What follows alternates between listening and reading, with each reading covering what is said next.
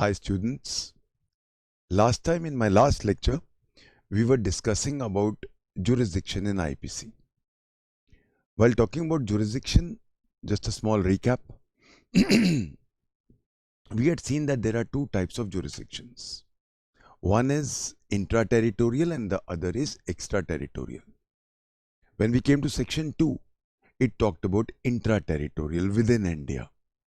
So every person who commits an offense of which he is guilty shall be punished as per the punishment given in IPC. The exceptions were given in section 5. IPC will not apply to cases of mutiny and desertion by armed forces, as well as we saw that IPC will not apply wherever there is special or local law. We then went on to discuss the role of a foreigner, the liability of a foreigner within India and outside India in his extraterritorial application, where we saw that in case he makes a conspiracy of an offense which will culminate in India, which can be tried in India, section 3 में लिखा था. So it will be deemed as if that offense, which though was committed outside India, was committed within the jurisdiction of India. ये हमने पिछली बार देखा. We saw all the aspects of an Indian, wherever he may be, he carries the baggage of IPC. और जब हम section 4 में आए तो ये चीज़ बिल्कुल क्लियर कर दी गई कि एक इंडियन कहीं भी हो, he carries the baggage of IPC.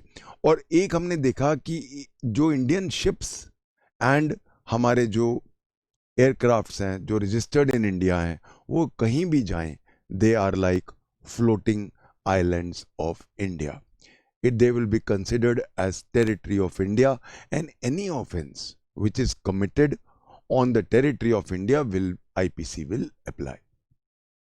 ये पिछली बार हमने लास्ट में देखा. And last part dealt with IT act कि जो भी कोई भी बाहर से कहीं से भी वर्ल्ड में अगर वो हमारे कंप्यूटर रिसोर्स को टारगेट करता है, जिसको हम हैकिंग कहते हैं, कोई किसी भी तरह से टारगेट करता है, IPC उस पे लागू होगी.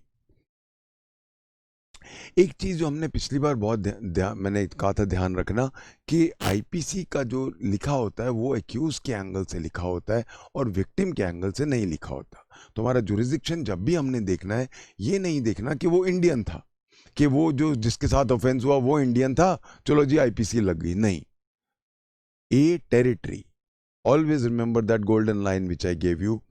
It is always the place which determines the offense and not the nationality of a person. पहली बात. दूसरी बात, प्लेस का मतलब क्या हो गया कि अगर वो ऑफेंस इंडिया से कहीं टेरिटरी ऑफ इंडिया से बाहर हो रहा है और अगर शिप्स और अगर वो एयरक्राफ्ट्स नहीं है रजिस्टर्ड इन इंडिया, तो वो इसका मतलब फॉरेन जरजमी है, फॉरेन जुरिस्डिक्शन है, उस पे IPC नेचुरली नहीं हो सकता. ये मेरे पिछले हम in my previous lecture we had discussed. And finally I told you जो इसका प्रोसीजर आता है वो सेक्शन 188 CRPC में आता है, that a person who has committed an Indian who has committed an offense outside India, he may be dealt with, word है 188 CRPC में, as if he had committed the offense. और कहाँ चलेगा? wherever he is found in India. ये दो words 188 CRPC के important है, found and dealt with. Okay, ये हमने पिछली बार बहुत डिटेल्स में हमने सारे एस्पेक्ट्स आपको बताए थे.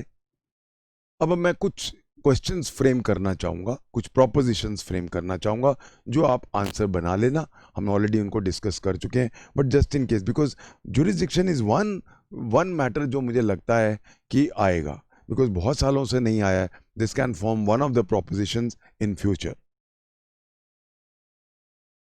पहले हम लेते हैं, let's take the proposition. A foreigner commits rape on an Indian woman in London. The victim woman returns to India and registers a case of rape under 376 IPC in India. Discuss. अब इस case में वो हम discuss कर चुके हैं. It is not the victim which matters, it is a place which matters. And now since the place of rape was in London, now in such cases दोनों जगह बनता है इंडिया का. अब दोनों जगह आई एम सॉरी नहीं बनता है. अब सिर्फ वो, क्योंकि प्लेस सिर्फ लंदन है, तो लंदन में अब बनेगा even though the victim is Indian. merely because the victim is Indian, IPC will not apply. पहला. सेकंड लेते हैं.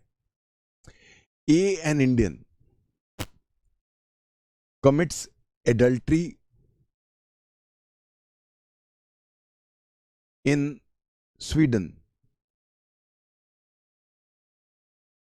with a married woman. Adultery is not an offense in Sweden.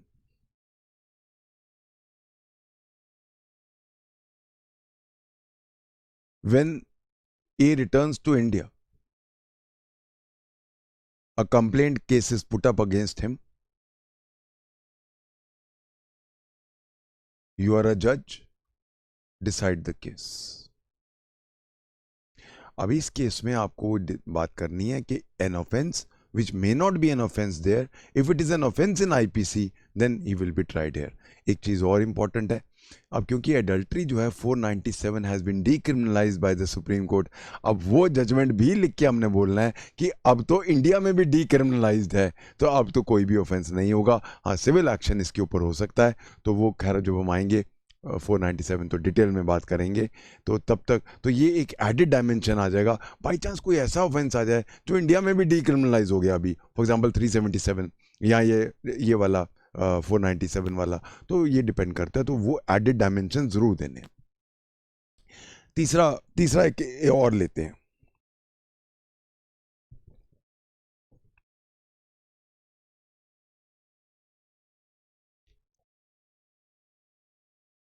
There is a Australian ship sailing in the Indian Ocean. On the Australian ship, the Australian captain has a fight with an American national.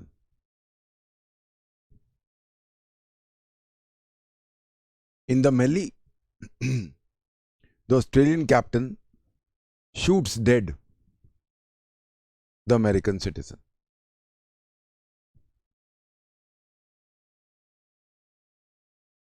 The ship is brought to Madras, where the American citizen is brought by the crew members to the hospital, thinking that he may survive. But he's declared brought dead by the Madras hospital. Discuss the liability of the Australian captain vis-a-vis IPC. ये question आया हुआ है, same question.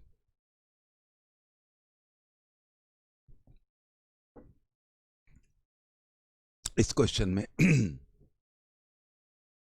IPC का question कैसे जवाब देना है आपको पता है. सबसे पहले इश्यूज फ्रेम करो. पहला issue, where is the territory, which is the place? I told you na, it is the place which determines the jurisdiction of an offense. Place क्या है? High seas. High seas क्या होते हैं? No man's land. किसी country का jurisdiction नहीं होता है. सो 12 नॉटिकल माइल में नहीं है. सो ए हाई सीज किसी की जगह नहीं है. अब ऑस्ट्रेलियन कैप्टन ने गोली चलाई है. शिप किसका है? ऑस्ट्रेलिया का. सो टेरिटरी किसकी हो गई? ऑस्ट्रेलिया की. So it is now an Australian ship. So basically, the jurisdiction of Australia rises. Second, the captain is also Australian. He also carries the baggage of Australian Penal Code. India has nothing to do with it. बस इतना है कि वो उस आदमी को ले आए, अमेरिकन को ले आए, अस्पताल में लाए, वो कहता है ये तो पहले ही मरा हुआ है. तो इंडिया का मैक्सिमम काम क्या हो सकता है कि उस ऑस्ट्रेलियन कैप्टन को बिठा ले और ऑस्ट्रेलियन एम्बेसी को बोले कि अपने आदमी को ले जाओ. एक्स्ट्राडिशन कर सकता है बस, और कोई रूल नहीं है. एक कंफ्यूजन जो बच्चों को हो जाता है, प्लीज वो कंफ्यूजन नहीं रखना. सेक्शन 3 में कहीं चले जाते हैं, विच कल्मिनेट्स इन इंडिया. सेक्शन 3, ये कल्मिनेशन वो वाला कल्मिनेशन नहीं है. वो ऑफेंस इंडिया के खिलाफ है, इंडियन कानून के खिलाफ है, वो कल्मिनेट हो रहा है. सो जहां मैं कॉन्स्पिरेसी बॉम्ब ब्लास्ट की कर रहा हूं, वहां पे इंडिया के खिलाफ कर रहा हूं मैं ऑफेंस. तो अगर इंडिया या इंडियन लॉ के खिलाफ ऑफेंस नहीं है तो कल्मिनेशन का प्रिंसिपल नहीं लगाना है. Please be very careful. यही गलती होती है. सब कहते हैं sir culmination in India. No. अब ये चाहे हो सकता है ये जो अमेरिकन है ये जिंदा होता और मर जाता मद्रास के हॉस्पिटल में, it doesn't mean that it is culmination. वो एंगल गलत हो जाएगा. कल्मिनेशन उस ऑफेंस का जो इंडियन लॉ के खिलाफ हो, वो तो ये कुछ भी नहीं है. अब इसी तो I hope I am clear on this. यही प्रोपोजिशन आया हुआ है. फ्रेम करोगे सारे इश्यूज. ये जमीन किसकी है, ये जुरिस्डिक्शन किसका है, ये मारने वाला कौन है, और इंडिया का क्या एंगल होगा, आईपीसी क्यों नहीं लगेगा, ये सारे एस्पेक्ट्स आपने डिस्कस करने point by point. Now you know the question arises, suppose we change the proposition. It was an Indian ship जहां पे एक अमेरिकन को एक ऑस्ट्रेलियन ने गोली मार दी हाई सीज पे. Indian ship, territory of India. अब आईपीसी लगेगी.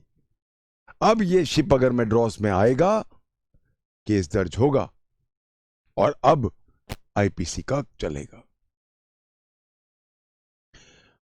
एक और इसका कॉम्बिनेशन ले लेते हैं. ऑस्ट्रेलियन शिप है पर इंडियन ने गोली मार दी अमेरिकन को, फिर भी आईपीसी लगेगा. पर अब दो लॉ लगेंगे. अब ऑस्ट्रेलियन लॉ भी लगेगा क्योंकि उनके शिप पे मर्डर हुआ है, तो उनका भी हक है, हमारा भी हक है क्योंकि इंडियन है. Indian carries a baggage of IPC. अब नेचुरली क्योंकि ऑस्ट्रेलिया के शिप पे है, पहला हक उनका है उसको ट्राई करने का. अगर वो खुद ही कह दें कि नहीं हम आपके पास भेज रहे हैं, नॉर्मली ऐसा नहीं होता है, तो at that case we are also competent to try that Indian. तो I hope now everybody is clear कि किस तरह के क्वेश्चन आएंगे. बहुत सारे ऐसे कॉम्बिनेशंस बन जाते हैं, बट अगर आप क्रिस्टल क्लियर हो हर चीज में. और एक क्वेश्चन बन सकता है, an American vessel, an American ship is docked in Bombay, Mumbai. It's docked in Mumbai harbour.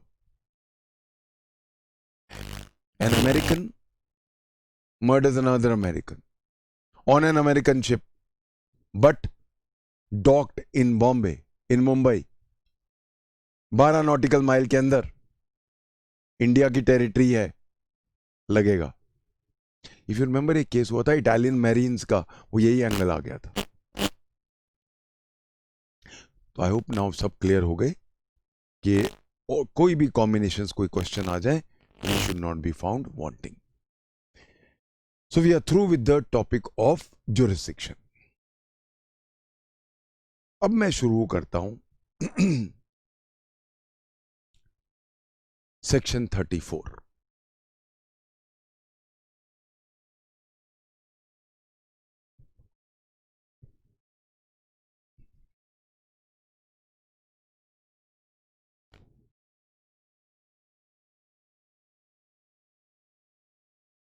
IPC का जो तरीका है,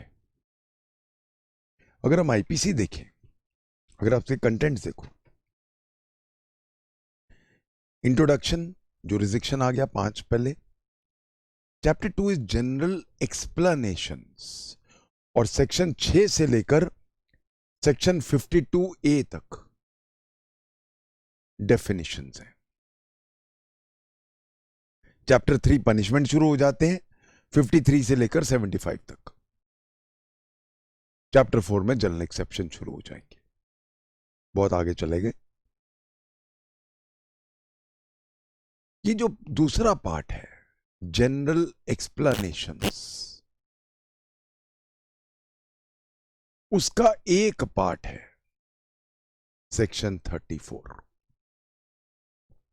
ये सारे सेक्शंस मैं पढ़ाता रहूंगा क्योंकि ये इंटरलिंक होते जाएंगे, हम अपने आप कल क्लियर करते जाएंगे सारी definitions through the course of my entire teaching of IPC.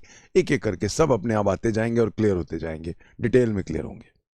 So I need not spend a complete 1 or 2 lectures on this, क्योंकि वो साथ साथ वर्ड जैसे आएंगे वो क्लियर होंगे।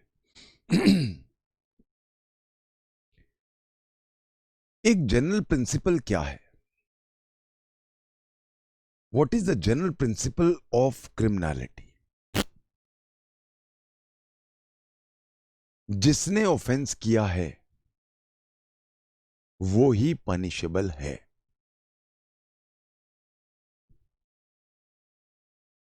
The person who has committed actus reus with the requisite mens rea, only he is punishable.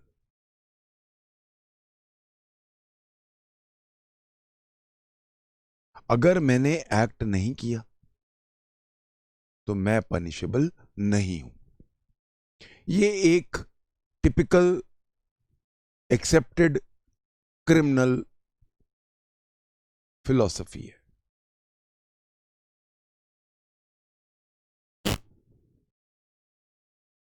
But हमने Aahista Aahista realise किया कि कुछ लोग जो ऑफेंस करते हैं वो शायद ऑफेंस ना करते अगर कोई पीछे से उनको मदद ना करता, इनकरेज ना करता, गोड ना करता। If he did not have any psychological backing, he may not have committed that offense. अकेला वो सक्षम नहीं था, पर एक और एक मिलके 11 हो गए। यानी कि वो आदमी जो एक्चुअली ऑफेंस नहीं कर रहा है, वो अगर ना होता तो आप भी ऑफेंस ना करते।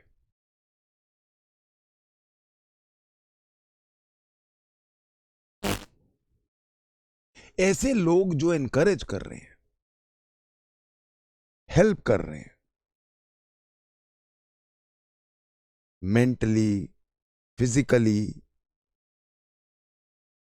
उनको बख्शा नहीं जा सकता। चाहे वो खुद एक्टस रियस नहीं कर रहे हैं, पर अगर वो ना होते तो एक्टस रियस भी ना होता जिसने एक्चुअली किया है।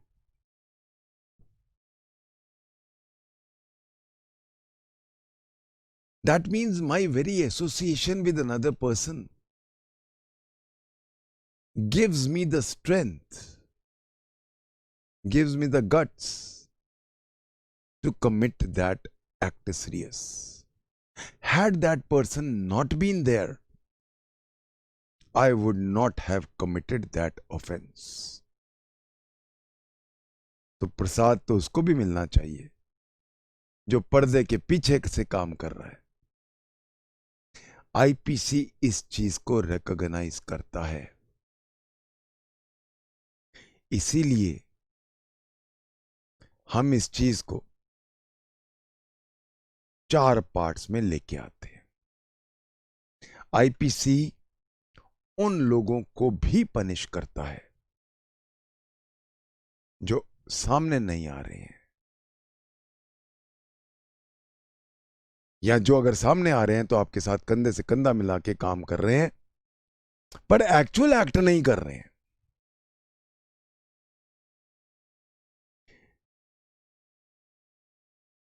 ऐसा law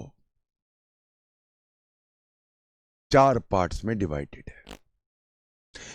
actual offence, acts Reis के ऑफेंसेस सेक्शन 121 से शुरू होते हैं.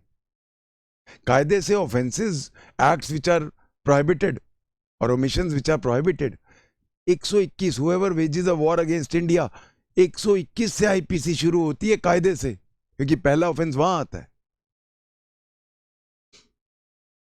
उससे पहले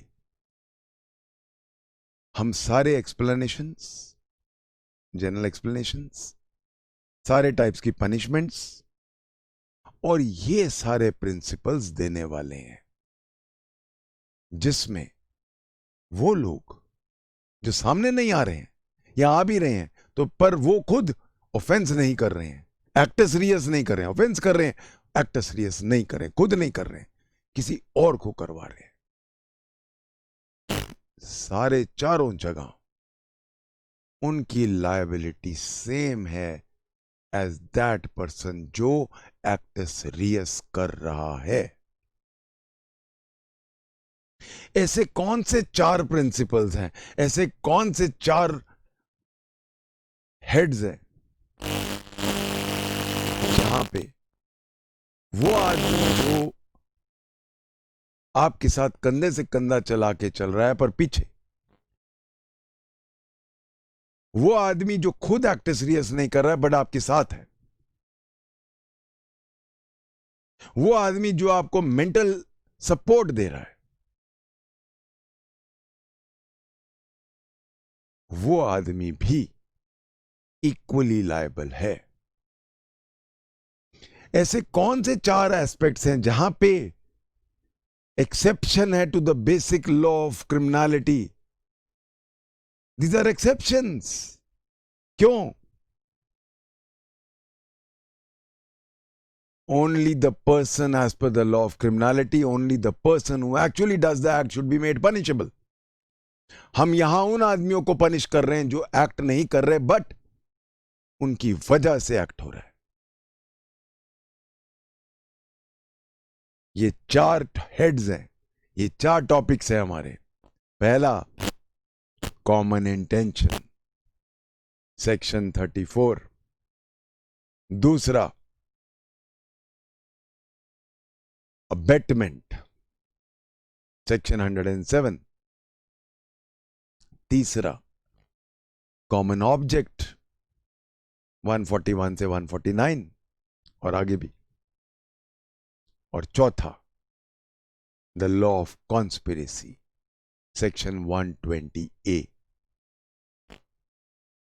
ये चारों में इट इज इमैटेरियल कि मैं खुद actus reus, actual act of offence कर रहा हूं कि नहीं. इतना काफी है कि अगर मैंने कॉमन इंटेंशन बनाई है, कॉमन ऑब्जेक्ट बनाया है, मैंने अबेट किया है या मैंने कॉन्स्पिरेसी की है, मैं लायबल हूं. किस हद तक? सेम हद तक जो आप ऑफेंस एक्चुअली कर रहे हो. इसीलिए these 4 principles are basically exceptions to the general law of criminal jurisprudence, that only that person is liable to be punished for an act, for an offense which he has himself committed. That prohibited act has been committed by him. It's an exception. Even those persons who have not actually committed the offense but who had either a common intention or a common object or abetted or a conspiracy with such a person are equally and squarely liable.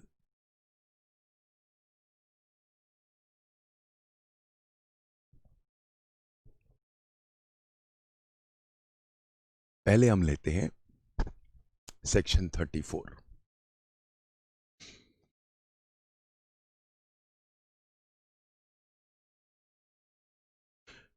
पहला point,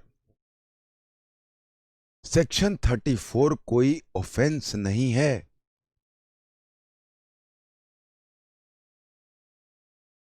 बहुत ध्यान से सुनना ये बात। 34 खोल लो, कोई लिखा है पनिशमेंट इतनी है उसकी? कोई क्लासिफिकेशन ऑफ ऑफेंस है उसमें? नहीं है। पनिशेबल, बाय द वे, मैं बिफोर आई गो इट, मैंने एक वर्ड यूज कर दिया, क्लासिफिकेशन ऑफ ऑफेंस। खोलते हैं एक बार, लेट्स सी आईपीसी। हर ऑफेंस के साथ, कोई ऑफेंस खोल लो, open any offence, let's start with 121 only. चलो पहला ही ऑफेंस पकड़ लेते हैं।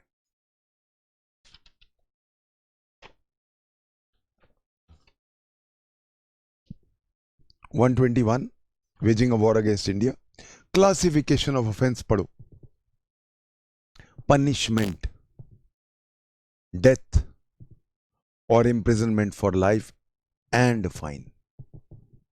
Cognizable, non-bailable, triable by court of session, non-compoundable. ये क्वेश्चन आपका इंटरव्यू का क्वेश्चन है। एक क्लासिफिकेशन ऑफ ऑफेंस में क्या क्या चीजें होती हैं? पहला, पनिशमेंट।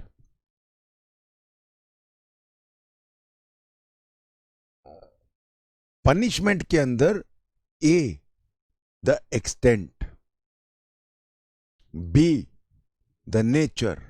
नेचर क्या होती है? सिंपल है कि रिगरस है, जहां कुछ नहीं बोला, कोर्ट की मर्जी है। तो पहला पार्ट हो गया एक्सटेंट ऑफ पनिशमेंट, दूसरा पार्ट हो गया नेचर ऑफ पनिशमेंट, तीसरा पार्ट कॉग्निजिबल है कि नॉन कॉग्निजिबल है। ये पार्ट में जब सीआरपीसी में आऊंगा तो हम ज्यादा बात करेंगे।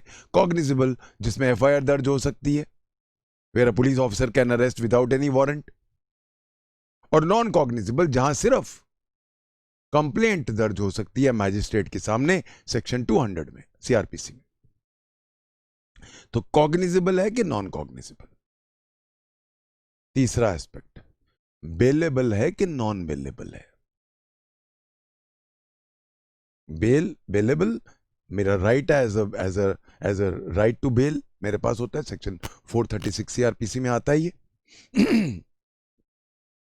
उसके बाद कौन सा कोर्ट कॉम्पिटेंट है ट्राई करने को?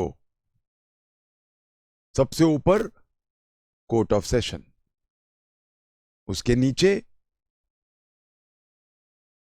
Magistrate of first class. Magistrate of first class में सीजेएम भी आता है, क्योंकि हम सीआरपीसी में देखेंगे CJM is also magistrate of the first class.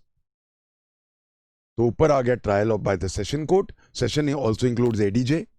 उसके नीचे आ गया, as I said, magistrate of the first class, और उसके नीचे होता है any magistrate. Any magistrate read with CrPC means also class 2 magistrates. ये कोर्ट हैं जो क्लासिफिकेशन में आते हैं। और लास्ट पार्ट होता है कंपाउंडेबल है कि नॉन कंपाउंडेबल है। कुछ ऑफेंसेस कंपाउंडेबल हैं जो सेक्शन 320 सीआरपीसी में आ जाते हैं। तो क्लासिफिकेशन में क्या क्या चीजें होती हैं, ये क्वेश्चन इंटरव्यू का क्वेश्चन है। पहला, nature, extent of the offence, of the punishment. दूसरा, कॉग्निजिबल, नॉन कॉग्निजिबल। तीसरा, बेलेबल, नॉन बेलेबल। पांचवा, कौन सा कोर्ट। और छठा, कंपाउंडेबल और नॉन कंपाउंडेबल। ये क्लासिफिकेशन कई बार ना गलत इसमें प्रिंट है, कुछ मैं देख रहा था आईपीसी में प्रिंटिंग में कुछ गलती हो जाती है। तो गलती कहां से पकड़े हम? ये सारा क्लासिफिकेशन एज इट इज पूरा आईपीसी का सीआरपीसी के शेड्यूल 1 में दिया हुआ है। तो शेड्यूल 1 खोल लो, सारा क्लासिफिकेशन आपको इसी तरह से जैसे मैंने डिस्कस किया है, पूरा टेबल बनाया हुआ है, उसमें आता है शेड्यूल 1 ऑफ सीआरपीसी।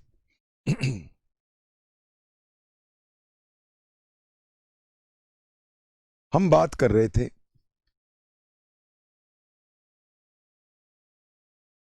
कि सेक्शन 34 ऑफेंस नहीं है।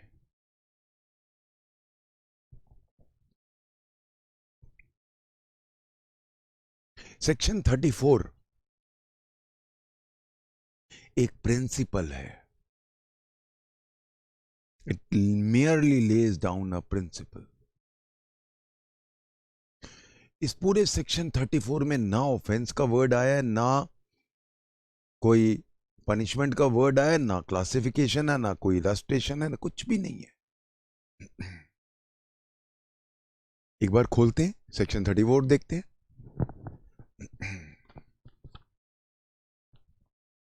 When a criminal act is done, बस. When a criminal act is done by several persons in furtherance of the common intention of all, each of such persons is liable for that act in the same manner as if it was done by him alone. खत्म. आगे देखो, कोई classification है offence की? No.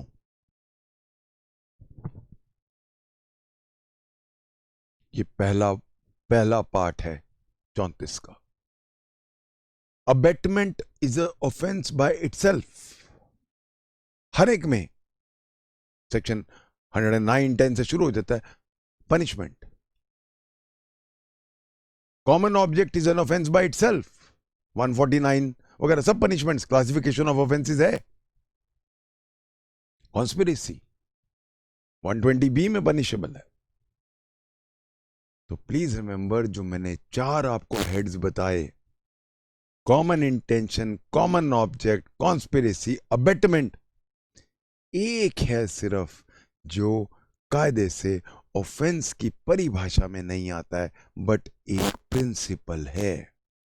Section 34 is nothing but a mere principle of criminal law. Once we are clear with this,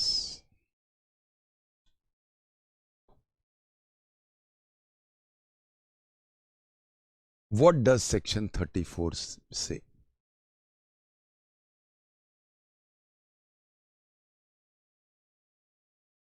Section 34 basically says, when a person makes a common intention to commit a criminal act and furthers it, आगे लेके जाता है, तो जो भी आगे act होगा, चाहे किसी ने भी किया हो, जो कॉमन इंटेंशन बना के आया है, चाहे वो एक्ट कर रहा है, इट विल बी डीम्ड कि वो एक्ट मैंने अकेले किया है, चाहे मैंने वो नहीं किया. हम इसकी बात करेंगे. शुरुआत करते हैं. Section 34 is a concept of joint liability, group liability, constructive liability. Constructive liability का मतलब क्या है? जैसे हम एक घर कंस्ट्रक्ट करते हैं, एक आदमी ईंटें लाता है, एक आदमी पानी लाता है, एक आदमी सीमेंट लाता है, मेसन उसको एक ईंट के ऊपर ईंट रखता है. इसी तरह we construct an offence together. अब जो ईंट ला रहा है, कोई पानी ला रहा है, हर एक का रोल डिफरेंट हो सकता है, पर सारे मिलके क्या बना रहे हैं? एक घर. उस घर को हम 34 में एक क्रिमिनल एक्ट, एक ऑफेंस कहते हैं. Joint liability, everybody is jointly liable. Group liability, it's the entire group is liable.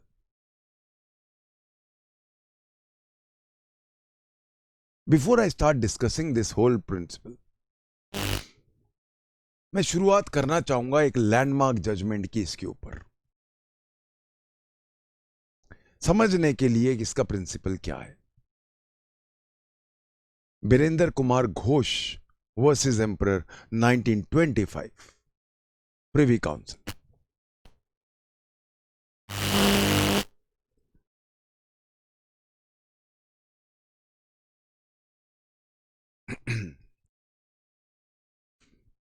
चार दोस्तों ने डिसाइड किया कि हम एक पोस्ट ऑफिस लूटते हैं. पोस्ट ऑफिस में बहुत पैसा होता है उनका, स्मॉल सेविंग्स वगैरह आते हैं। 3 दोस्त अंदर चले गए, एक दोस्त बाहर खड़ा रहा, वॉचिंग कि कोई आ ना जाए। 3 दोस्त अंदर गए, उन्होंने पोस्ट मास्टर को बोला कि पैसे दे, उसने नहीं दिया, छीना झपटी होगी, गोली चल गई, वो मर गया। ये जो बाहर आदमी खड़ा था बरिंदर कुमार घोष, उसने कहा सर मैं तो बाहर था, मैंने गोली थोड़ा ना चलाई है, मैं तो बाहर बस देख रहा था कोई आ ना जाए, मैं तो अंदर भी नहीं गया, मेरी कोई लायबिलिटी नहीं है, कम से कम मर्डर की तो बिल्कुल नहीं है। In this very very famous decision, landmark decision, it was held, they also serve who stand and wait. जो सिर्फ वेट करते हैं पर उससे जुड़े होते हैं वो भी उतने ही लायबल हैं। कई बार एग्जाम में यही क्वेश्चन आ जाता है, they also stand who serve and they also serve who stand and wait, critically examine, यही क्वेश्चन आ जाता है। ये लॉर्ड समर्स ने जज, उसके अंदर ये जो लाइन है ये मिल्टन की पैराडाइज लॉस्ट से ली गई है। लॉर्ड मिल्टन जो फेमस पोएट है। इसका मतलब ये हो गया, एक बार उन्होंने कॉमन इंटेंशन बना के कोई एक्ट के लिए फर्दर किया, अब चाहे कोई भी एक्ट कोई कर रहा हो, सारे इक्वली लायबल है, एज इफ उन्होंने वो एक्ट अकेले किया।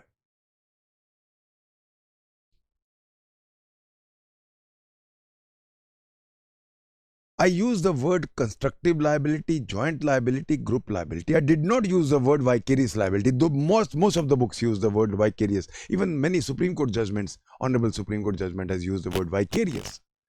Somehow, I am too humble a person, I'm too puny a person. In my humble opinion, I would just like to say that it would be wrong to use vicarious, because vicarious normally we have the connotation of a master servant relationship, और हमारे पास है। IPC में मैंने आपको पढ़ाया था उस दिन, section 154, 155, 156 deal with vicarious liability of a master servant relationship. मैं somehow I can't, how can a master be held liable for murder अगर एक सर्वेंट ने मर्डर कर दिया तो? मेरा अपना सोच है ये। I would like to differ with some of the books who have used the word vicarious liability. I am very happy in using the word constructive liability, group liability, joint liability. Yes, that I am happy in using.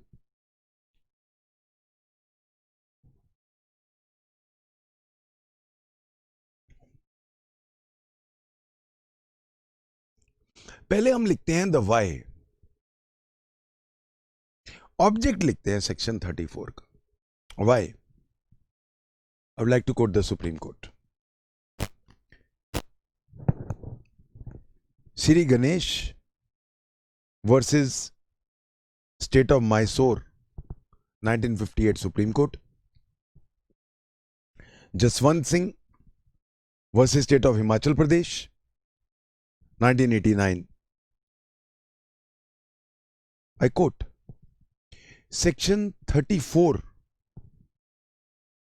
gives a statutory recognition to the common sense principle that if two or more persons intentionally do a thing jointly, it is the same as if each of them had done it individually. Complete definition. Section 34 gives a statutory recognition to the common sense principle that if two or more persons intentionally do a thing jointly, it is the same as if each of them had done it individually.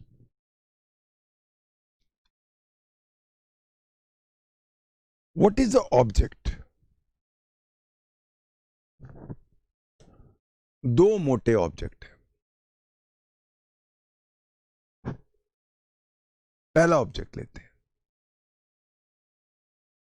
There are many wicked people who are working behind the scene. Had they not been there, had their help encouragement, support, protection, confidence, not been there, the person committing the offense would not have committed it. Hence, this person is liable. A. B. Let's take a proposition to understand B.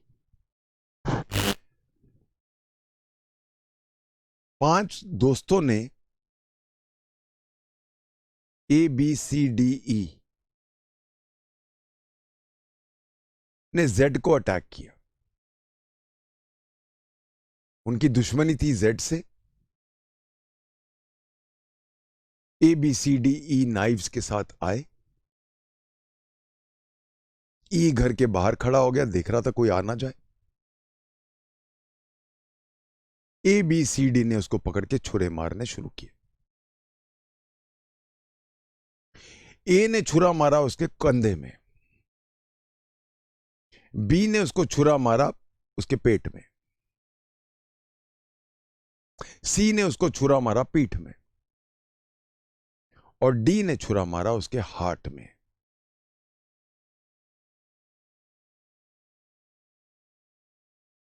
पर क्या slow motion में होता है कि okay D आ रहा है, okay and then slow motion में मार रहा है? उस टाइम जब हफरा तफरी होती है, हाउ डू वी डिफरेंशिएट किसका एक्ट कहां हो रहा है? जब एक इकट्ठे होकर लोग मार रहे होते हैं, उस टाइम ये थोड़ा ना पता होता है किसका ब्लो कहां पड़ रहा है. उस टाइम तो सब ढूंढ रहे होते हैं, उसको पीट रहे होते हैं, मार रहे होते हैं. कल को एक कहेगा मैंने तो चाकू कंधे में मारा था जी, मैंने थोड़ा मर्डर किया, मेरे को तो हर्ट के अंदर ले लो आप. So that time in a melee, we really don't know whose act is what, and anybody would try to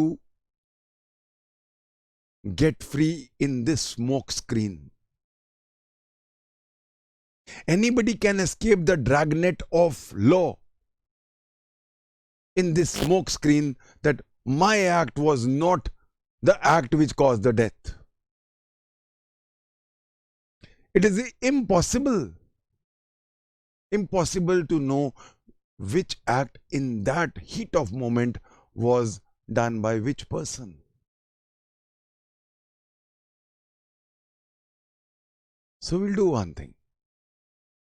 We'll hold all of you liable.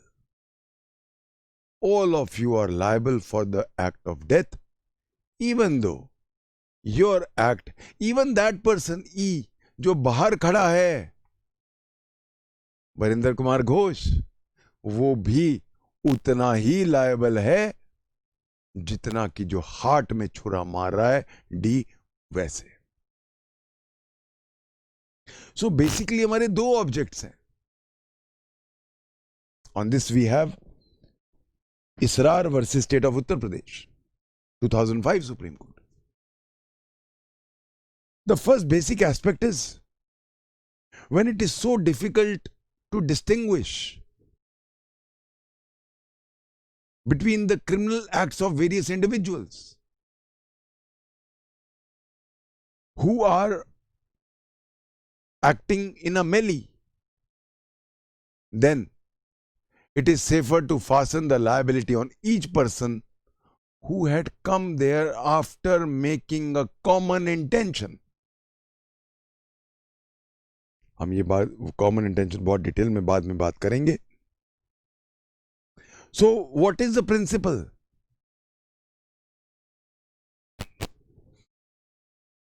When 2 or more persons have had a meeting of minds and then they had done an act to further their common intention, कोई act आगे बढ़ाया, तो फिर जो अंजाम है वो बराबर का होगा, बराबर की लायबिलिटी होगी.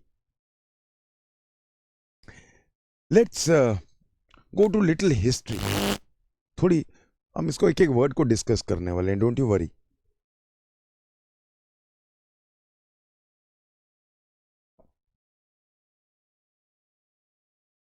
जब आईपीसी बनी थी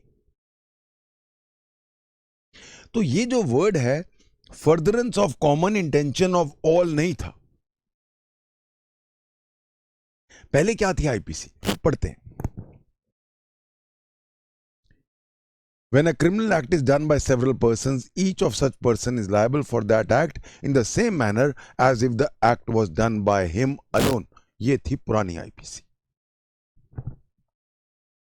इसका मतलब क्या हो गया? When a criminal act is done by several persons, each of such person is liable as if it was done by him alone. एक केस लेते हैं. एक कैसानोवा टाइप आदमी है, उसने बहुत सारी मैरिजेस कर ली, बाहर भाग गया. एक दिन उसकी 2-3 वाइफ्स हैं, उनको पता चल जाता है वो इंडिया में आया हुआ है. गुस्से में वो तो बिल्कुल लाल पीली हैं. They want to murder him, nothing less. A first wife है, वो अपनी गन लेके आती है. बी भी सेकंड वाइफ है, वो भी गन लेके आती है. और सी भी वाइफ है, वो तो कहती है मेरे लिए चाकू ही बहुत है. तीनों आर्म्ड विद नाइव्स आ जाते हैं. ए जैसे ही एंटर करती है, बी दूसरे दरवाजे से एंटर कर रही है, सी तीसरे दरवाजे से एंटर कर रही है. ए गोली मार देती है, पहले मर जाता है. उसके बाद बी गोली मारती है, उसके बाद सी भी चाकू मार देती है. अगर हम यही डेफिनेशन लें, when a criminal act is done by several persons, खत्म.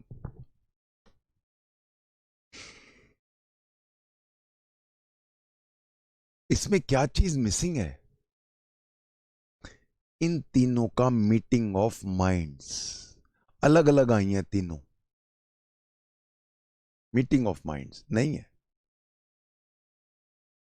इसीलिए जब तक हमारे माइंड्स मीट नहीं होते तब तक मेरी लायबिलिटी नहीं है. अगर दूसरे एक्ट के लिए, इसका एक फेमस केस है, आगे जाके मैं रेफर करूंगा, वैसे अभी डिटेल में बात करते हैं. महबूब शाह वर्सेस एम्परर. महबूब शाह वर्सेस एम्परर 1943. इसमें क्या हुआ, एक इंडस के किनारे रीड्स होती हैं जिससे बांसुरी वगैरह बनती हैं, वो बड़ी महंगी बिकती हैं. तो एक जो डिसीज था वो आया, वो काट रहा था. तो जो वहां पे खेत का रखवाला था, एक बुजुर्ग आदमी था, उसने मना किया कि क्या कर रहा है, चोरी क्यों कर रहा है. तो जो चोर आया था उसने उस बुड्ढे को मारा. उसका एक और भांजा भी था, उसको भी मारा, दोनों रिलेटिव्स को मारा. बुड्ढा चिल्लाया. जब बुड्ढा चलाया तो उसके ऊपर, थोड़ा ऊपर एक हिल टाइप था, वहां आवाजें सुनी, मार दिया करके. तो दो दोस्त बैठे थे. दो दोस्तों ने सुना, दोनों ने अपनी अपनी गन उठाई और भाग लिए. आते जब देखा कि बुजुर्ग कोई पिटाई कर रहे हैं, उनका एक का बाप था और एक उसका दोस्त था. खैर, दोनों ने गोली चलाई.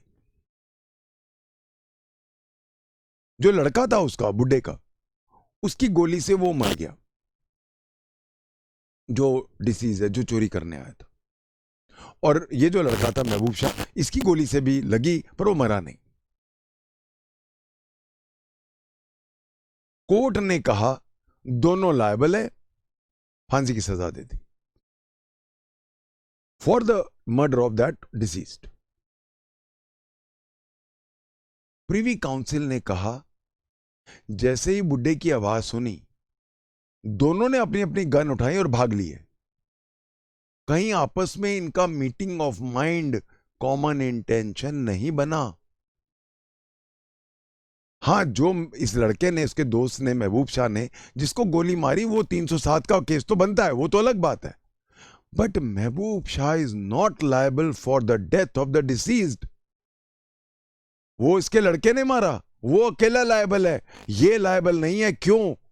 Meeting of mind, common intention नहीं बना. इसीलिए जब तक हमारी कॉमन इंटेंशन यानी कि हमारे दिल नहीं मिलते, मीटिंग ऑफ माइंड नहीं है, तब तक I cannot be held liable for your act and you cannot be held liable for my act. I hope कुछ कुछ आपको समझ आना शुरू हो गया होगा. हम आएंगे, इसके डिटेल्स में आएंगे. मैं एक्सप्लेन कर रहा था कहानी कहां से शुरू हुई थी, हम कहां पहुंच गए. वापस आते हैं. कहानी यहां से शुरू हुई थी कि आईपीसी में ये वर्ड नहीं था. अब समझो इस वर्ड की वैल्यू.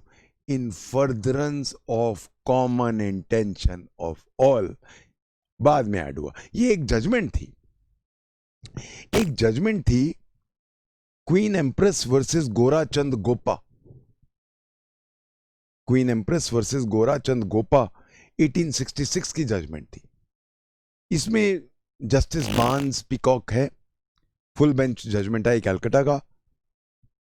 उसने यूज किया कि ये जो है ना आईपीसी में कुछ लोचा है, कुछ मिसिंग है.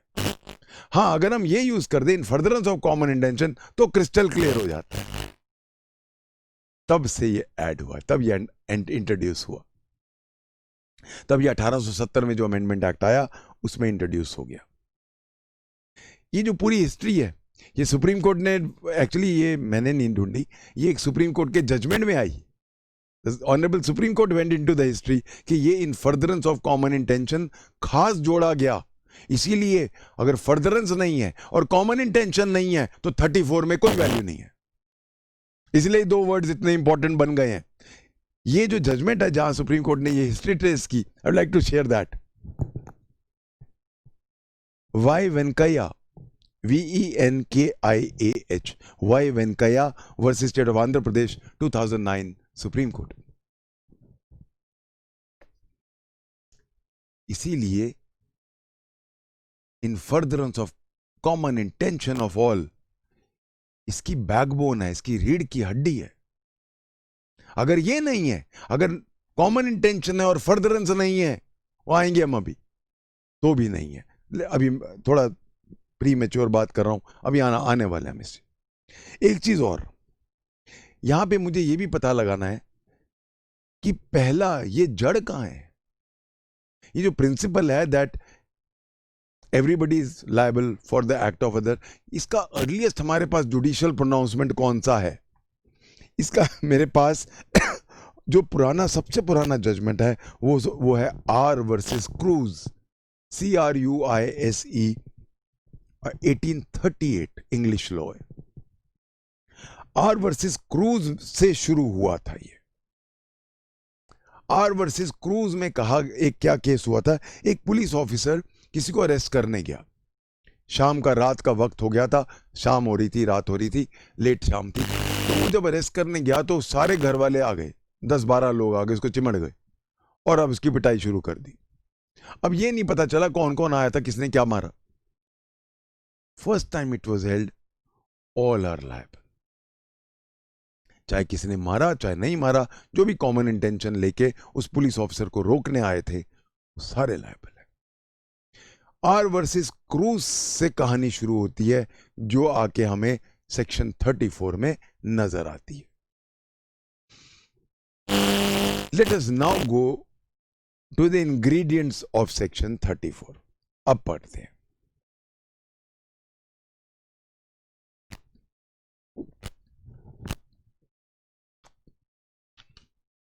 Section 34. When a criminal act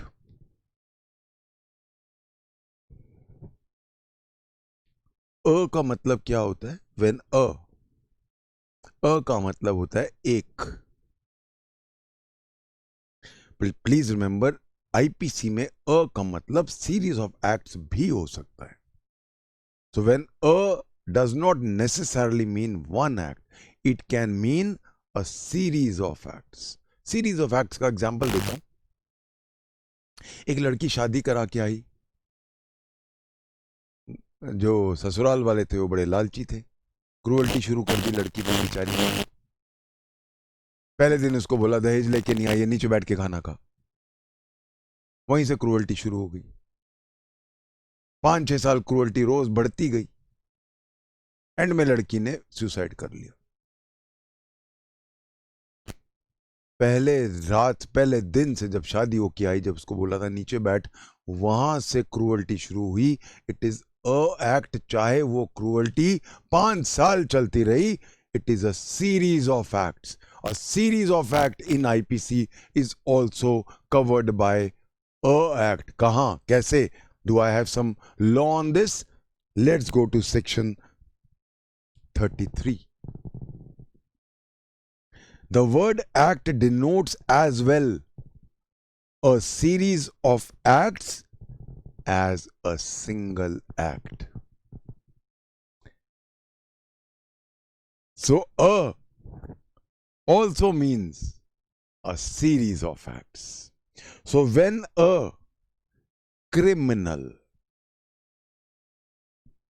सारे एक्ट्स की बात नहीं कर रहे हैं, क्रिमिनल क्या होता है?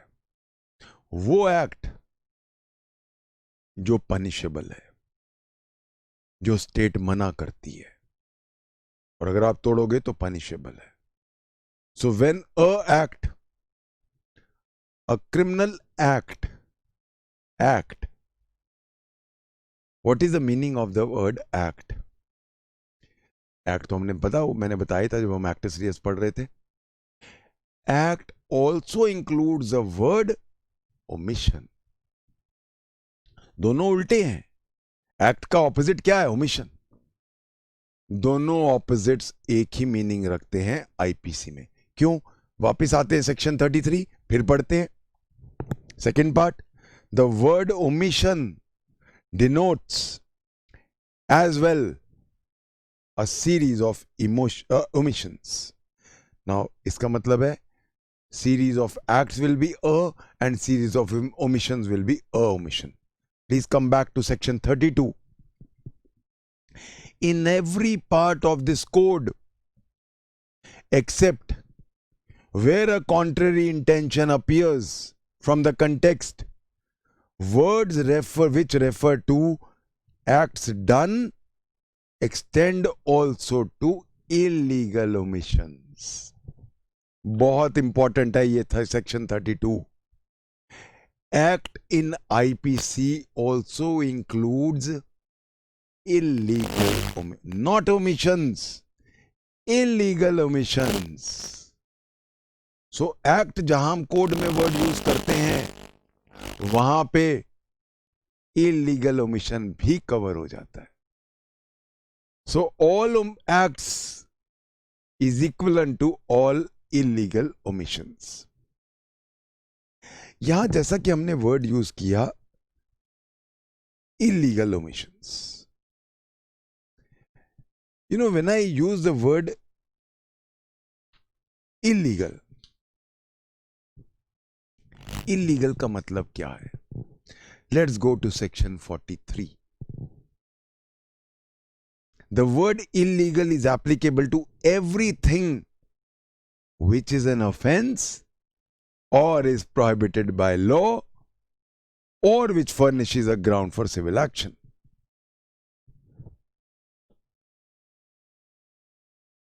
Omission is not equivalent to an act. Illegal. So please remember, omissions are not punishable. Illegal omissions are punishable. So जहां आईपीसी में नहीं लिखा कि एक बेगर को आपको खाना देना है, और अगर आपने उसको खाना नहीं दिया वो मर जाता है, आपकी कोई लायबिलिटी, वो मिशन है। ह्यूमैनिटी के खिलाफ वो मिशन हो सकती है, रिलीजन के खिलाफ हो सकती है, मोरालिटी के खिलाफ हो सकती है, डन। लॉ के खिलाफ नहीं है। इलीगल ओमिशन वो है जो लॉ कहता है क्या ओमिट नहीं करोगे। आप अपने, मैंने पिछली बार भी एग्जांपल दिया था, आप जज बन के अपने माँ बाप को पूछते नहीं, पर वो बहुत अमीर हैं, बहुत समृद्ध हैं, नो ऑफेंस, कहीं नहीं लिखा है कि gratitude is an, it will be, non gratitude is an offence. आप अपने माँ बाप को भूल गए क्योंकि वो बहुत गांव के हैं, कहीं नहीं है ऑफेंस। बट अगर वो गरीब हैं और अपने आप को मेंटेन नहीं कर पा रहे हैं, तो लॉज हैं हमारे पास, चाहे हम 125 में जाए मेंटेनेंस में, चाहे हम 2007 का जो पेरेंट्स का और सीनियर सिटीजन का एक्ट में जाए, तब इलीगल ओमिशन है, पनिशेबल है, सजा है उसमें। In 2007 it's an offence. तो I hope you are clear with these words. So हमने, I am again running short of time, anyway एक बार वापस में आता हूं, हमने सिर्फ 4 वर्ड्स ही पढ़े हैं, वापस आता हूं। When a means also a series of acts or omissions, criminal which is prohibited by law, act includes illegal omissions. आगे हम कल लेंगे, I've run out of time, we take it up from here tomorrow. Thank you, God bless you.